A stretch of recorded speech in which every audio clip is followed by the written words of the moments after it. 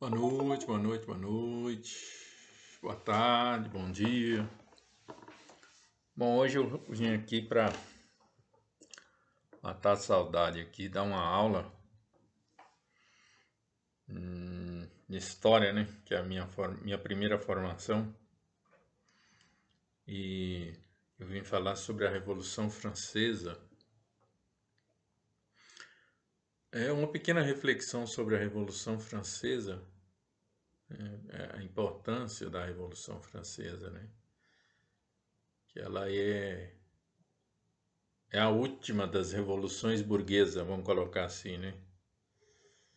Esse termo ele é do século XIX, né? Depois da influência do marxismo, né? Como corrente filosófica. E então é ali no finalzinho do século XIX, início do XX, que esse termo ele fica mais popularizado, né? As revoluções burguesas. Então nós tivemos lá a Revolução Industrial, né, que em linhas bem gerais é a mudança na forma da produção, né, que era do artesanato, e com a Revolução Industrial ela passa a ser a maquinaria, né, em grande escala e na quantidade que a pessoa planeja, né. Então da força motriz humana, né, artesanato, para maquinaria, ou seja, a vapor, né? Na primeira revolução. Na segunda, troca-se o vapor pela o combustível e a eletricidade, né? E a terceira revolução, que é essa do tecnologia da informação, que é essa internet, redes sociais, etc, etc. A segunda, ela é ainda mais profunda, porque é a americana, né? Que quebra-se o pacto colonial, né? Então aquele monopólio que tinha metrópole e colônia, aquela relação metrópole e colônia, seja de povoamento, seja de exploração, que esses dois conceitos também já estão começando a serem revistos, né? Mas vamos usar aqui, como já é consagrado e clássico, vamos usar então esse pacto colonial, essa forma da metrópole e colônia, né? Então vamos usar esses termos, né? E aí subdivide em de povoamento e de exploração, né? Então, os Estados Unidos é usado então num primeiro momento de povoamento, o meio e o norte, né, das 13 colônias é povoamento e o sul é de exploração, né? Só que o norte e o meio, né? A Inglaterra como se diz, não subsidiou aquela parte dos Estados Unidos, né? Até porque o Canadá estava presente na região, a Espanha tinha acabado de se ausentar daquela região, mas também estava presente, né? E aí o pessoal, questões também religiosas, né? Como coloca o Max Weber, né? Os protestantes da Inglaterra também estavam chegando nessa região aí, né? Para, entre aspas, povoar aquela região da América, né? E o Sul, sim, tinha total ajuda, subsídio da Inglaterra, mas no sentido de exploração, né? Algodão, o fumo, né? E aí você vê presente no sul dos Estados Unidos essa relação mesmo de exploração, né? O que era produzido na colônia era remetido para metrópoles, né? E aí então essa independência americana ou Revolução Americana, ela se dá em duas frentes, né? No finalzinho do século XVIII, né? Com essa ruptura do meio e do norte com a Inglaterra, e o sul ainda mantém essa presença inglesa, essa exploração inglesa nessa região. Só que aí chega no século XIX, né, ali na segunda metade do século XIX, ou nos últimos 25 anos do século XIX, aí tem a Guerra de Secessão, que ali é o complemento dessa Revolução Americana. Aí entramos na terceira Revolução Burguesa, que é a francesa, que também tem esses desdobramentos igual teve na Revolução Americana.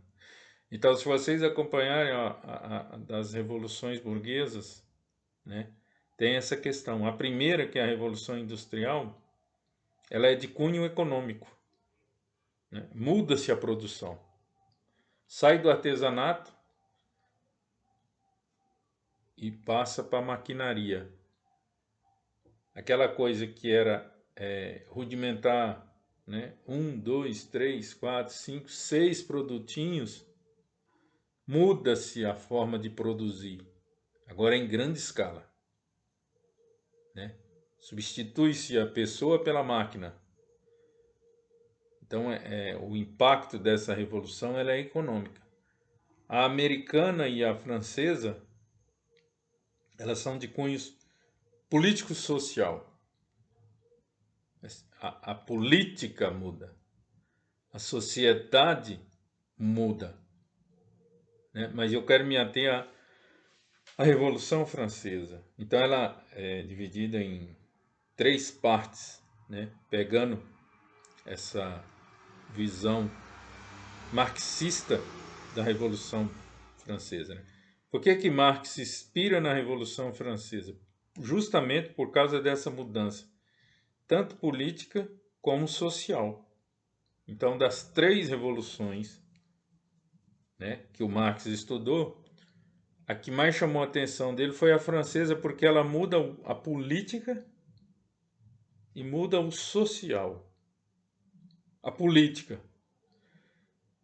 A primeira vez que se implementa uma Constituição.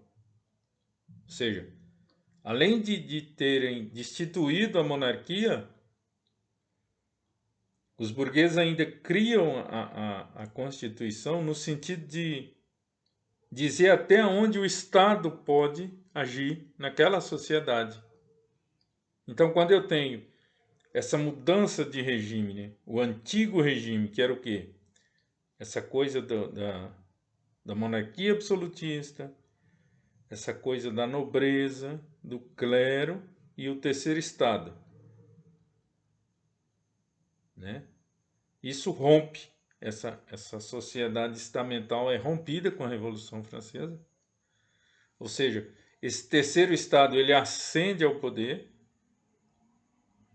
né? Então, assim, o povo, liderado pela burguesia, então eles tomam o poder na França, né? Cria-se a Assembleia Constituinte. Dessa Assembleia Constituinte se constitui a Constituição, e essa Constituição é que freia o poder do Estado. Então, essa é a grande novidade, né?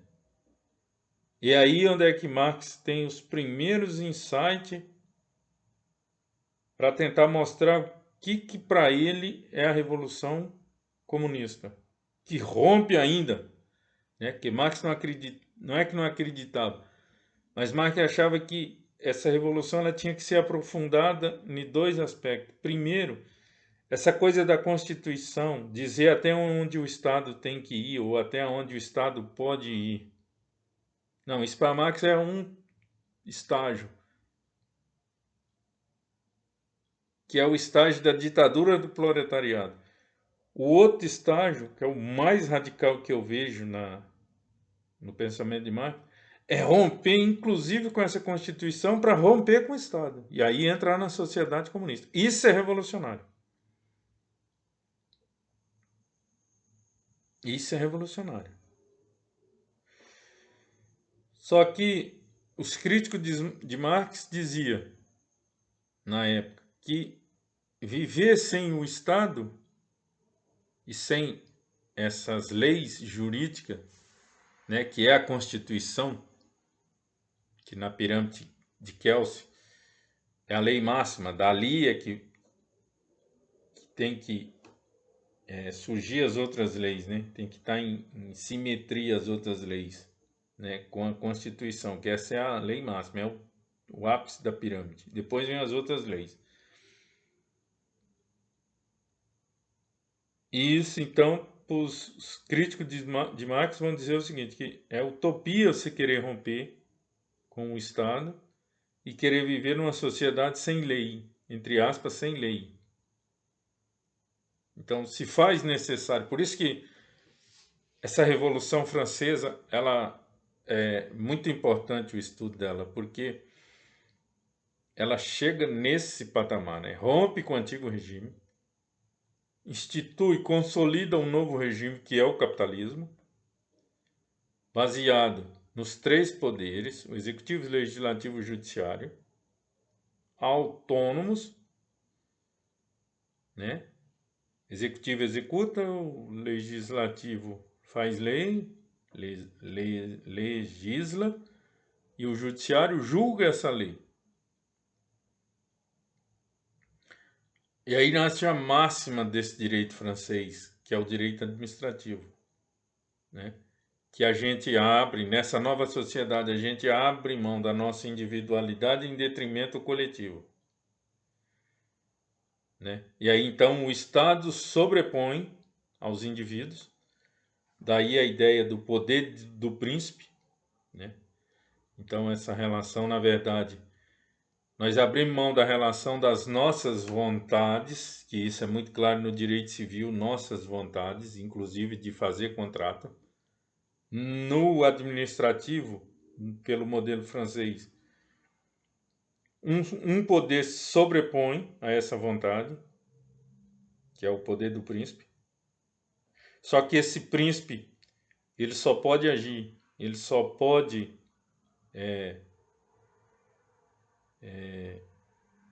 estar dentro da sociedade aonde a lei permite que ele faça isso, ou seja, o princípio da legalidade. O Estado pode fazer tudo que a lei permite que ele faça. Isso foi um avanço, esse princípio da legalidade. Foi um avanço. É ali onde é esse princípio da legalidade que você barra o Estado. Senão ele se agiganta demais e se torna absoluto igual era. Absolutismo. Né? O absolutismo, essa coisa do Estado sem freio, né? Isso ficou claro com Luís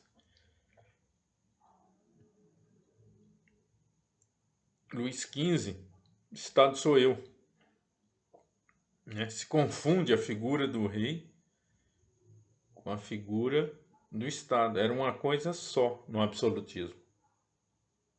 Com a Revolução Francesa, separa, isso fica bem nítido. Né? Continua tendo esse poder do príncipe que sobrepõe a individualidade, que é o Estado, mas ele só pode ir até onde a lei permite que ele vá.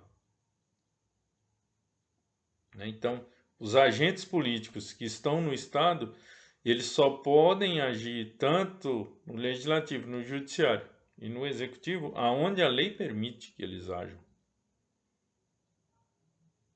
Então, essa é a importância da Revolução Francesa, num olhar jurídico. Né?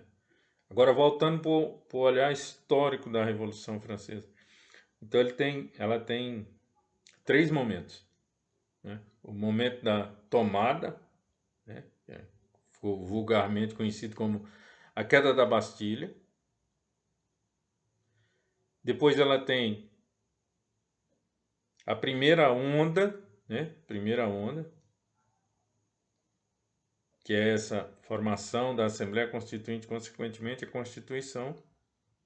Depois ela radicaliza com a Era do Terror, né? Robespierre e a coisa da guilhotinando todo mundo, e aí ela é posta um freio nela, né? Através do período napoleônico, e aí é Napoleão Bonaparte com o exército, é que organiza essa França, né? Depois ele é destituído, né? Em 1814, ele é destituído, e aí entra na segunda fase, né? Que é essa tentativa de uma república, e aí ela em 1830 ela ganha outros contornos, agora ascende essa classe média, né, pequena burguesa, né? Aí depois você tem o terceiro momento, 1848, o terceiro momento, que é essa coisa da primavera, né? Primavera pela época do ano que foi, que é o povão ascendendo, né? Só que quando o povo ascende, aí Marx consegue detectar o quê? Em 1850, o golpe de Estado que é dado, né, que ele chama de bonapartismo, porque é o sobrinho do Bonaparte, é que a burguesia institui ele no poder, e aí dá-se o golpe de Estado. Né? Então, assim, onde tem essa terminologia do bonapartismo, em última análise, é um golpe de Estado. Golpe de Estado no sentido de que quando a sociedade se radicaliza, né, e que o povo, o real legitimador deste poder, procura ascender ao poder de forma radical, é dado um golpe de Estado. Então, assim, na nossa historiografia brasileira, a gente tem isso muito claro nos anos 60, né, que tem as reformas de base do João Goulart e a coisa começa a radicalizar, e aí tem um contraponto, né, tem esse contraponto, ou seja, aí o país fica dividido, igual está agora, uma ala progressista e uma ala conservadora. Eles entram em pé de igualdade de choque por interesses, ora ideológicos, ora político, social, tal. E aí quando isso acirra demais, é instituído um golpe. Geralmente esse golpe se dá pelo exército, porque é a galera que detém as armas. E aí foi o que aconteceu aqui em 64. Né? Aí a gente entra num estado de exceção. Exceção por quê? Porque alguns direitos fundamentais ficam suspensos. É isso que a galera tem que entender. Suspende alguns direitos fundamentais. E quando que eu vejo que esses direitos estão suspensos?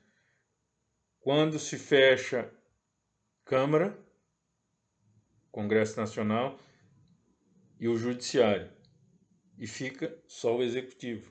Ou quando se fecha o Executivo, fecha o Congresso e fica só o Judiciário. Ou fecha-se o Congresso, fecha-se o Executivo e fica só... Fecha-se o Judiciário e fica só o Legislativo. Aí vai depender de cada país, de cada variação, mas é quando sobrepõe um dos três poderes, um só fica, os outros dois são anulados. Isso é um estado de exceção. Aí emenda-se a Constituição e coloca alguns atos ali nessa, entre aspas, nova Constituição, que geralmente ela é outorgada, né? Ou seja, ela é feita de próprio punho, pelo poder que assumiu. Geralmente não se tem o poder derivado, né, que é o poder que vai emendar essa Constituição lá na frente. Geralmente esse poder não aparece. E aí então a Constituição ela fica emendada e segue com um desses poderes. Aqui no Brasil, no caso específico, foi o Executivo. Os outros dois foram suspensos, tanto o Congresso Nacional como o Judiciário. Foi suspenso. E aí só o Executivo sobrepôs. Então, tudo isso aí é fruto da Revolução Francesa. Por isso a importância da Revolução Francesa, da gente estudar a Revolução Francesa. E aí ela ainda tem um último suspiro lá em 1870, que é a Comuna de Paris. É quando aquela galera de 48, lá de 1848, tentou ascender o poder, mas aí sofre um golpe de Estado. E aí em 1870 essa mesma galera de 1848 tenta assumir a prefeitura de Paris. E assume. Por um ano e pouquinho tem essa experiência do que é o povo, o proletariado, na visão marxiana, assumir o poder. Tem essa experiência de um ano. É desse estudo que Marx vai falar por que aquele evento que ocorreu em 1871, a Comuna de Paris, ficou restrita tão somente a Paris. Ela não conseguiu ascender para o país da França toda. Ficou restrita só à prefeitura de Paris. E por um ano. Então Marx detectou o seguinte, que tem que haver essa revolução, essa ditadura do proletariado. É por causa dessa ditadura do proletariado que você vai eliminar os resquícios da antiga sociedade e desapropriando, nesse meio tempo, desapropriando o mais rápido possível todas as riquezas, ou seja, vai acabando com a concentração de renda, vai acabando com a propriedade privada, para chegar no estágio que todos serão comuns dentro daquele estado. Isso é entrar para a sociedade comunista. Então é errôneo eu falar que a extinta União Soviética comunista, Cuba comunista, Coreia do Norte comunista, China comunista, é errôneo. Por quê? Porque o que ocorre ali e nesses países que se extinguiram, União Soviética, principalmente, o que ocorreu ali foi um socialismo real, né? Aquele pessoal do Partido Comunista assumiu o poder, mas não extinguiu com o Estado. Pelo contrário, eles burocratizaram o Estado, ampliaram o Estado. E a ditadura do proletariado se tornou a ditadura do partido, via burocracia. Daí a expressão socialismo real. Por quê? Porque ficou nesse estágio que Marx chama de socialismo, que é o quê? Implementa a ditadura do proletariado, destrói essa sociedade antiga, desapropriando propriedade privada, acabando com a concentração de renda Isso num período curto para daí entrar na sociedade comunista. Então, nós não tivemos essa experiência. Nós ficamos no estágio do socialismo real, porque realmente a galera chegou lá, só que não fez a transformação, né? E realmente todos eles, sem exceção, implementou uma ditadura, que na retórica era do proletariado, mas na verdade era do partido. E isso fica muito claro em Cuba, dá para perceber bem isso, né? Na União Soviética tem uma cortina de fumaça, na antiga União Soviética, melhor dizer, por causa daquelas repúblicas socialistas, né? Não tem como você detectar isso por causa dessas repúblicas socialistas. Mas no caso de Cuba dá para detectar. O Partido Comunista Cubano assume o poder com Fidel Castro, seu irmão, Raul, e eles ampliam o poder do Estado e implementam uma ditadura ferrenha no Estado, né, no povo cubano. E na cabeça deles isso não é uma ditadura. Por quê? Porque eles estão protegendo Cuba do mal maior que é os americanos.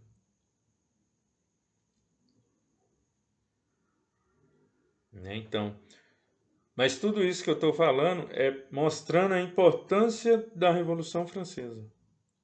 É ela que abre isso, né? O seu desdobramento é que leva a isso. Então, a burguesia, então, terceiro estado, juntamente com o povo, né, os servos, camponeses, etc., etc., ascendem ao poder com a liderança da burguesia. Só que a burguesia ela vai até para que ela consegue destituir o antigo regime e implementar a Constituição. Ali ela para. É aquilo que Marx chama dialeticamente, aí ela se torna uma classe reacionária. Ela encerra o processo revolucionário, ela aborta o processo revolucionário. Por isso que tem a de 1830, que é uma tentativa da classe média, vamos colocar assim, e depois de 1848, uma tentativa do povão mesmo, propriamente dito. E nas duas, a burguesia agora, na visão dialética, ela passa a ser reacionária, ela impede essas duas revoluções de vingar. Tanto a de 1830 como a de 1848. A de 1830 vê claro o desdobramento dessa revolução, o quão a burguesia se tornou reacionária. A de 1848 nem se fala. Que Marx vai falar que o povo foi traído pelo pequeno burguês, que já é a galera de 1830, que já se alia à burguesia também. Então você vê o quanto que isso é profundo, o quanto que isso é enriquecedor, essa Revolução Francesa. O tanto que ela desperta, né? É dali que nasce essa coisa de direita, esquerda, centro. Defende o Estado, não defende o Estado, de Estado mínimo, Estado máximo. Liberdade, direitos fundamentais, Congresso Nacional, poder executivo forte, poder judiciário forte. O judiciário é só para executar ou, desculpa, o judiciário é só para julgar ou há um ativismo, né, que a gente chama hoje de judicialização das coisas. Tudo é o juiz que decide.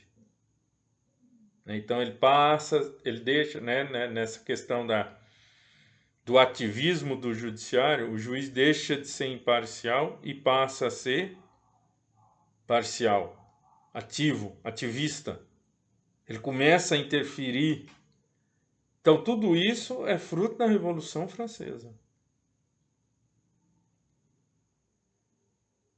Então, direita, esquerda, centro, pá, pá, pá. Por isso que a bandeira francesa tem azul, branco e vermelho. Azul é essa burguesia revolucionária, que depois se torna reacionária. Branca é o centro. É por isso que a gente fala chapa branca.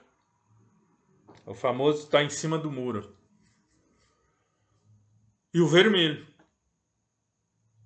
Esse vermelho é simbólico, que era a cor preferida de Marx e que simboliza a esquerda mundial, né? Então tem todas essas curiosidades. Então, quando se cria lá a Assembleia Constituinte, vamos fazer a Constituição, né? Então, o que os franceses decidiram? Quem é os realistas, ou seja, quem quer voltar àquele antigo regime, né? Só que agora o poder do rei diminuído, mas ele vai existir igual na Inglaterra, e um parlamento forte. Essa galera sentou do lado direito. No centro do parlamento sentou a galera que nem queria o realismo, né? Ou seja, continuar com o papel do rei, porém enfraquecido pelo parlamento, e nem a radicalidade da esquerda, de aprofundar a revolução. Essa galera sentou no centro do parlamento, com a bandeira branca. E o vermelho, que é a galera que sentou à esquerda, progressista. Vamos radicalizar mais ainda essa revolução. Vamos levar até as últimas consequências. Já que nós destituímos o absolutismo, vamos destituir todas as desigualdades, vamos destituir tudo.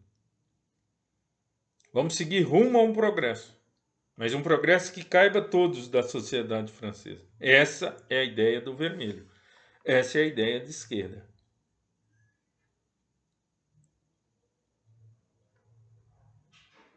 É por isso que ela entra nessa fase do terror.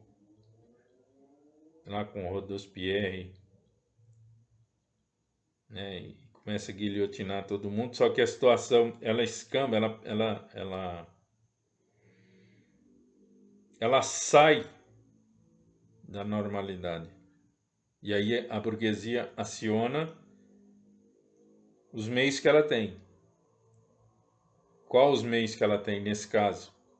O que a sociologia clássica chama de o braço do Estado, o braço armado, que é o exército. E aí que o exército é que, né, aborta essa ideia e põe fim a essa coisa do terror. E, de certa forma, neutraliza essa revolução. Ela começa a ficar desigual, né?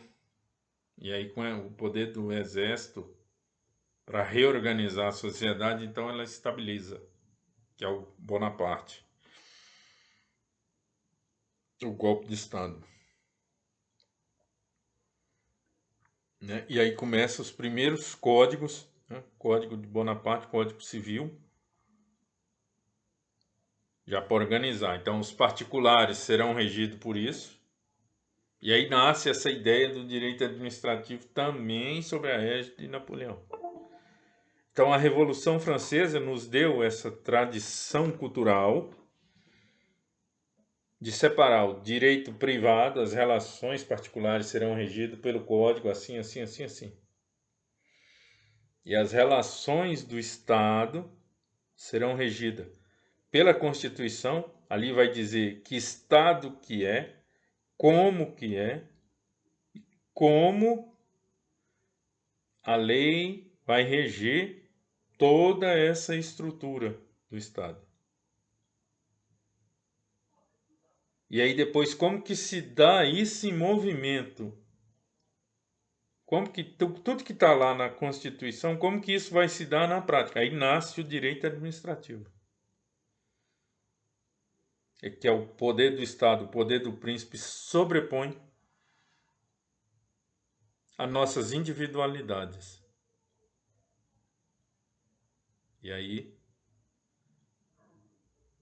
a lei vai contrabalançar isso, né? Vai fazer o contraponto a isso. Bom, já que o Estado ergue em nome do individual, em detrimento do individual, para sobrepor o coletivo, e aí para compensar esse poder do príncipe, aí nasce o princípio da legalidade. Então o Estado só pode fazer o que ele tem que fazer se a lei permitir.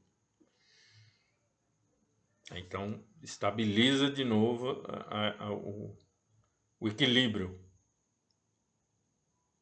Então, assim, a importância da Revolução Francesa, ela é política, né, porque ela rompe com esse antigo regime, absolutismo, tal. Ela é também a consolidação do capitalismo. Por quê? Porque a burguesia ascende ao poder. Nessa primeira onda da Revolução, ela ascende o poder.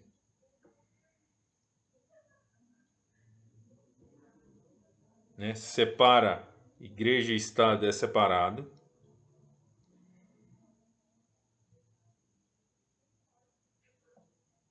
Separa-se também direito privado de direito público.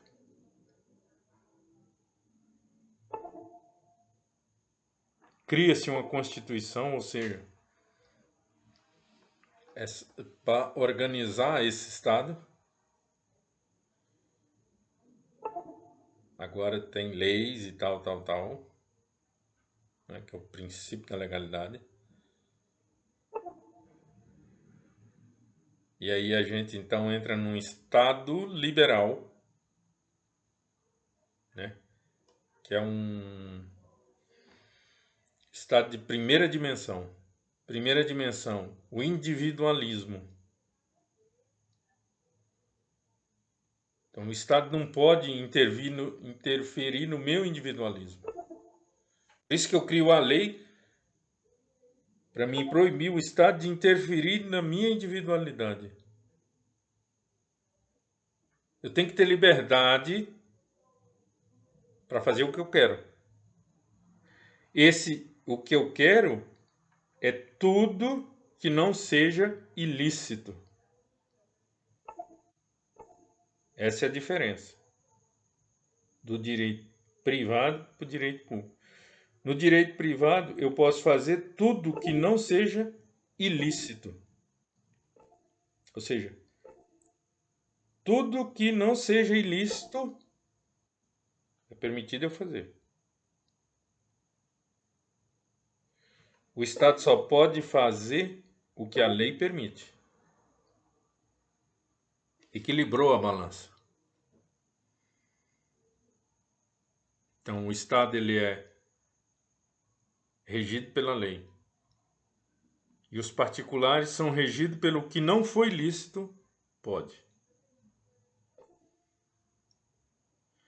Então, organizou-se isso aí. Depois desse baque, né, dessa radical mudança que houve com a Revolução Francesa, esses dois, né, essa divisão bem macro, particular e o público, direito privado, direito público, estabilizou. Por isso que fala a Revolução Francesa consolida o capitalismo, porque o capitalismo é isso. A novidade do capitalismo é essa coisa do direito privado e do direito público. Que é o direito positivado, ou seja, o direito que está lá na lei, está escrito lá, positivado.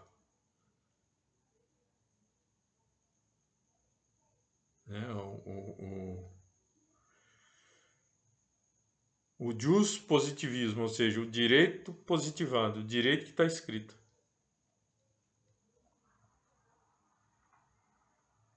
Então, estabilizou. É por isso que se estuda a Revolução Francesa. E essas fases dela. Né? 1789 até 1807, 8, essa fase radical dela, toda. Começa lá com o evento da queda da Bastilha e vai radicalizando, radicalizando até a hora que tem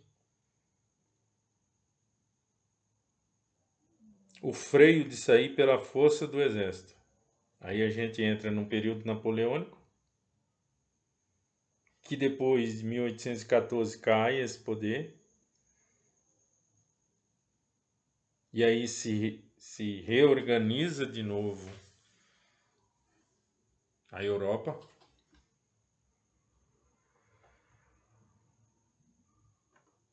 Né? Porque o Napoleão, ele mexeu com toda a Europa, o continente europeu. E essa Revolução Francesa, ela é tão profunda, mas tão profunda, que ela é um dos fatores que vai levar a nossa emancipação política, que esse ano está completando 200 anos.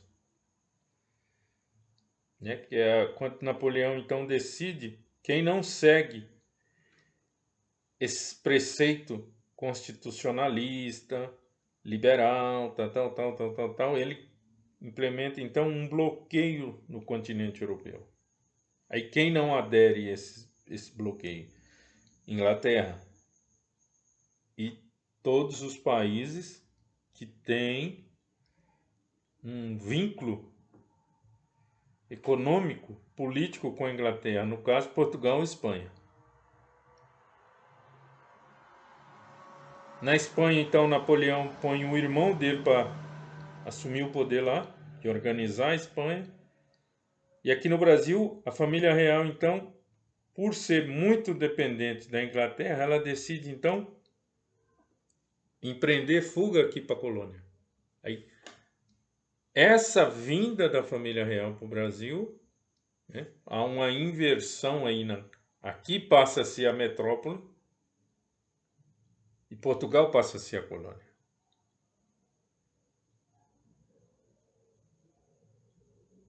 Né? E aí, para não ficar essa inversão colonial, o que o Dom João VI, que quando vem para cá ainda é príncipe regente e se torna rei de Portugal, em 1812, o que ele faz?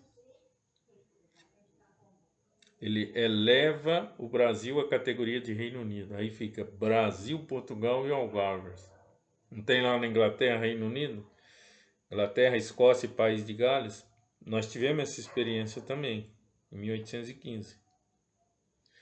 Como a coroa brasileira, como a coroa portuguesa está instalada aqui no Brasil, então a capital do Brasil é transferida para o Rio de Janeiro, porque a corte se encontra lá.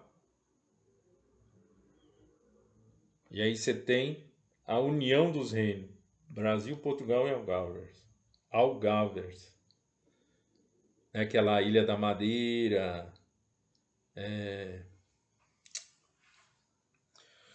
Açores, tal, aquelas ilhotazinhas lá. Né, que são aqueles...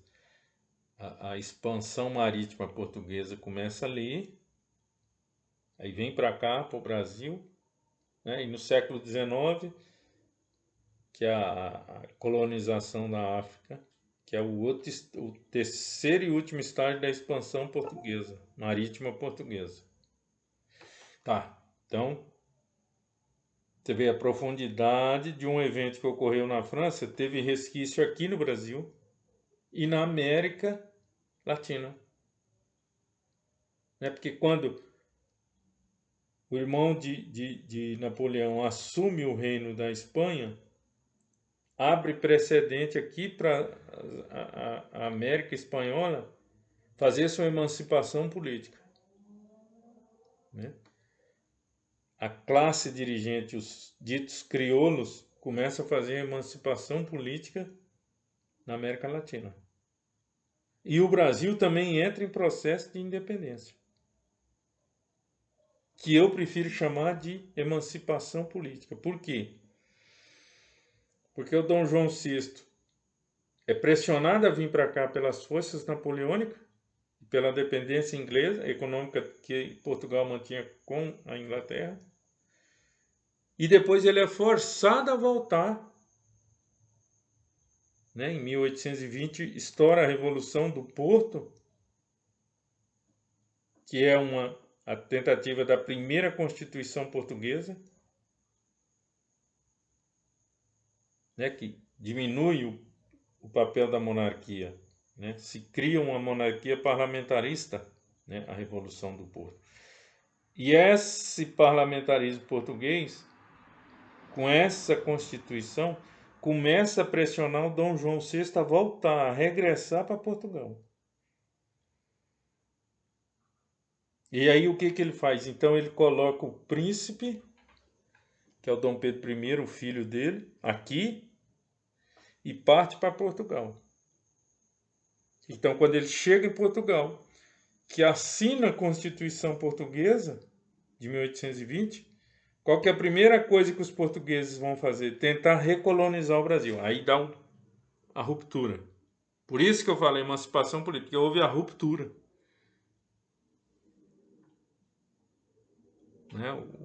O Carlos Guilherme Mota e o Fernando Novaes, Independência do Brasil, Emancipação Política do Brasil. Agora não vou lembrar o título. É um livrinho bem fininho. Mostra bem isso. Mostra bem isso. Foi ali, lendo aquele livrinho, que eu entendi. Porque que aqui é mais correto falar emancipação política. Porque, de fato, houve a ruptura. Tentaram recolonizar o Brasil. Então, houve a ruptura. Então, 1822, a emancipação política. 1823 é quando a gente consegue, de fato, expulsar os portugueses. O partido português que aqui estava presente, expulsa-se tudo. E aí Dom Pedro trata de fazer a nossa Constituição de forma outorgada, ou seja, ele mesmo que faz. Então nasce a nossa primeira Constituição em 1824, que foi outorgada. Ela foi feita de punho pelo imperador.